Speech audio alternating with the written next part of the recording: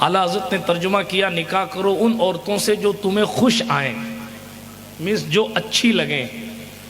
لیکن کیا ہر اچھی لگنے والے سے نکاح کیا جا سکتا ہے؟ نکاح کریں کس سے؟ تو اسی پر تھوڑی سی بات کر لی جائے اگر اجازت ہو، چونکہ انسان کی زندگی کا ایک بہت بڑا یہ مسئلہ ہے. ہر بندہ جانتا ہے کہ نکاح کرنا ہے، ہر بندہ جانتا ہے نکاح حضور کی سنت ہے، بلکہ یہ بھی میں کئی تقریروں میں کہہ دیا کرتا ہوں، آج بھی دہرا دوں.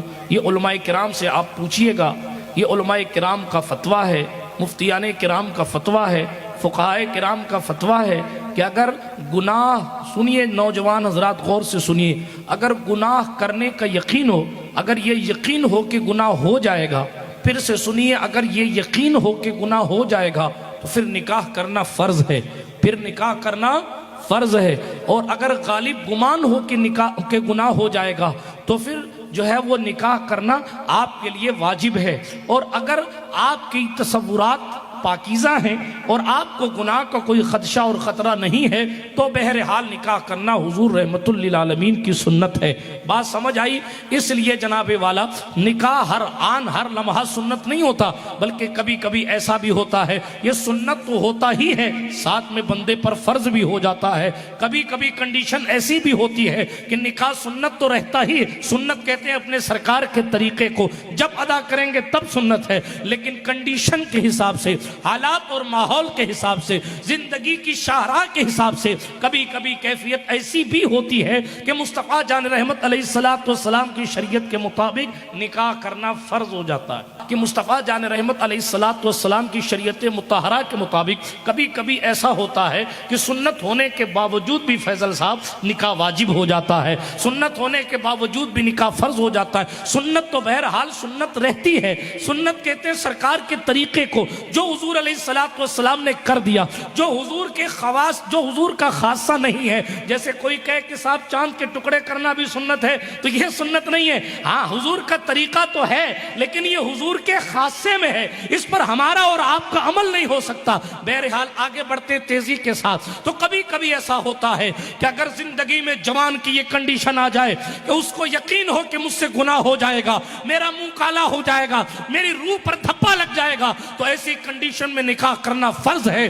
اور اگر بندے کو غالب گمان ہو کہ مجھ سے گناہ ہو جائے گا تو ایسی کیفیت میں نکاح کرنا واجب ہے. اور اگر خیالات پاکیزہ ہو، تصورات مطہر ہو، تو پھر ایسی کنڈیشن میں حالات اور ماحول دیکھے جائیں گے. بہرحال سنت تو بہرحال سنت ہی رہے گی. مگر میرے دوستوں بڑا سوال یہ ہے، ہر بندہ نکاح کرنے کا خواہش مند بھی ہوتا ہے اور حالات کے تقاضے کے مطابق جلدی سے جلدی نکاح ہو بھی جانا چاہیے، لیکن نکاح کریں کس سے؟ قرآن کہتا ہے ما طاب لکم من النساء، جو عورتیں تمہیں خوش آئیں، جو عورتیں تمہیں اچھی لگیں ان سے نکاح کرو. لیکن علماء مفسرین کہیں گے کیا ہر خوش آنے والی، ہر اچھی لگنے والی اور نہیں، کچھ کنڈیشنز بھی ہیں جو پیغمبر کی تعلیمات سے واضح ہیں. ان کنڈیشن میں سب سے پہلی کنڈیشن یہ ہے جس سے آپ نے نکاح کرنا ہے، وہ ایمان والی ہونی چاہیے. اللہ اکبر. بلفظ دیگر خوش عقیدہ ہونی چاہیے، بلفظ دیگر سنی صحیح العقیدہ ہونی چاہیے. اللہ الصمد. پہلی بات تو پہلی کنڈیشن یہ ہے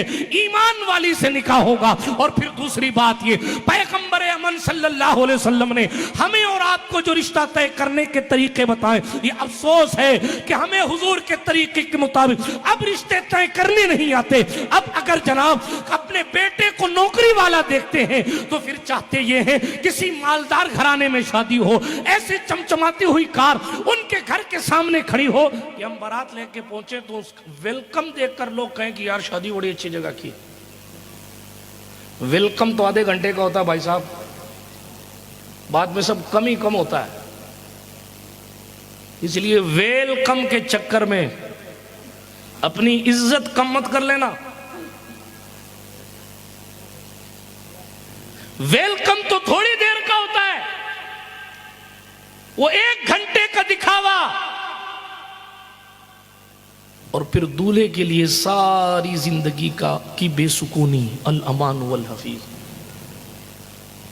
بہت سی مرتبہ ہوتا ہے، یہ علماء کرام، یہ ناطقہ حضرات اپنے احباب کو سمجھاتے ہیں ارے بھائی یہ مت کرنا یار، یہ ٹھیک نہیں ہے. نہیں مول صاحب میں کیا کروں، میرے ابا نہیں مان رہے. ایک بات یاد رکھنا، ابا اماں کا بہانہ دے کر شیطان کے طریق پر مت چلا کرو. جب تو سارے کاموں میں ابا کو منوا سکتا ہے تو حضور کی شریعت میں ابا کو کیوں نہیں منوا سکتا؟ اس لیے پہلی بات، اور دوسرا خمیازہ یہ کہ ابا کی عمر اللہ پاک لمبی کرے، اماں کی عمر لمبی کرے، میں کسی پرٹیکولر شخص کو نہیں کہہ رہا ہوں، ایک جنرل بات کہہ رہا ہوں. یہ تو بڑی عمر کے لوگ ہیں، ان کی زندگی تو گزر گئی، گزارنی تو تمہیں ہے. پاور تو قدرت نے تمہیں دیا ہے.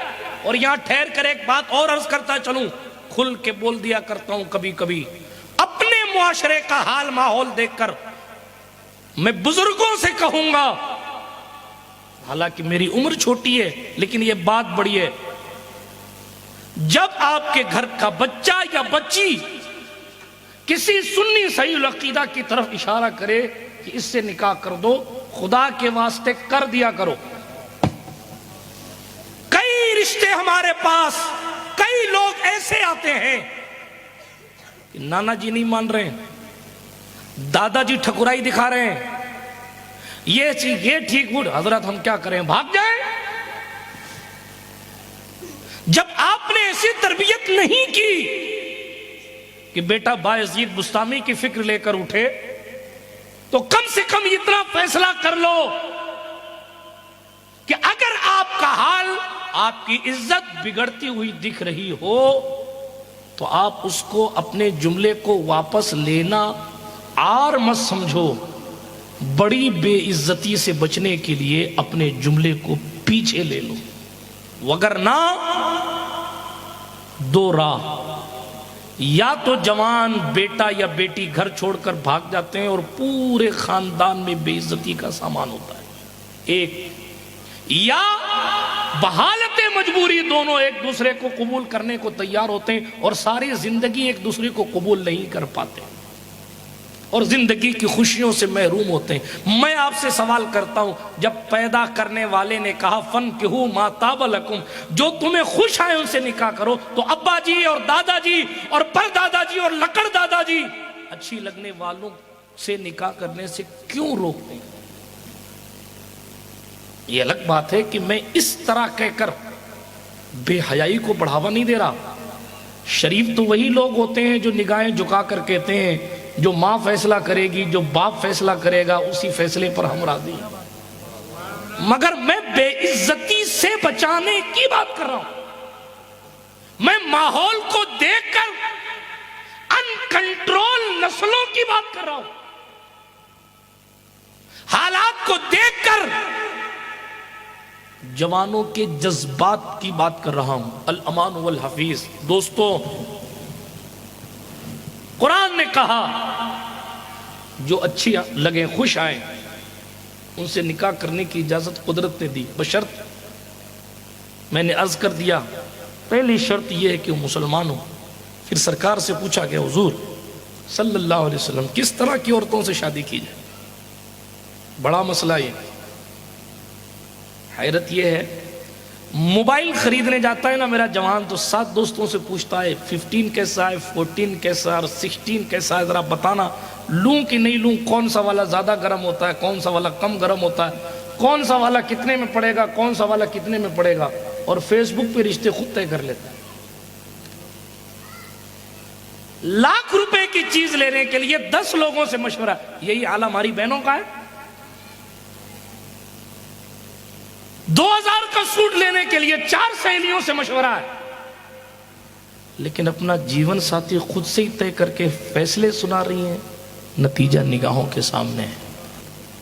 انٹرنیٹ کھولیے اور کھول کے دیکھیے، کل جو کسی کی پریم میں جھک کر ڈوب کر اسلام چھوڑ کر بھاگی تھی نا، کسی کے 2 ٹکڑے کر کے پھینک دیے گئے، کسی کو ہمیشہ کے لیے چھوڑ دیا گیا، کوئی روڈ پر بھیک مانگ رہا ہے. کیوں؟ اس لیے کہ تم نے قرآن کو اور اس کے فرمان کو صحیح معنوں میں مانا نہیں. یہ اس کی وجہ سے ذلت تمہارا مقدر